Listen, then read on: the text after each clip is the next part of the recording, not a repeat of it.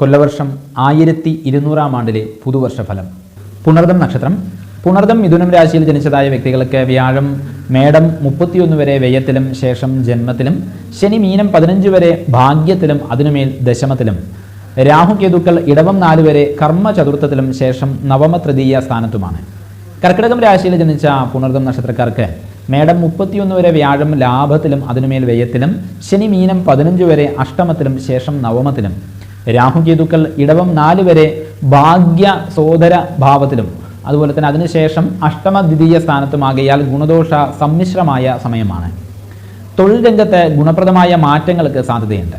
പുതിയ കാര്യങ്ങൾ തുടങ്ങുവാനും ആലോചനയുണ്ടാകും. പുതിയ ഭവനം, വാഹനം തുടങ്ങിയ സൽഫലങ്ങളും അനുഭവത്തിൽ വരുന്നതാണ്. കുടുംബത്തിൽ സമാധാനപരമായിരിക്കുന്ന അന്തരീക്ഷം നിലനിർത്തുവാൻ ശ്രമിക്കുന്നതാണ്. അകൽച്ചയിലായിരുന്ന ദമ്പതികൾ തമ്മിൽ യോജിക്കുവാനും ഇടയുണ്ട്. പുണ്യസ്ഥല ക്ഷേത്ര ദർശന ഭാഗ്യവും ഇഷ്ട ബന്ധുജന സമാഗമവും ഉണ്ടാകും.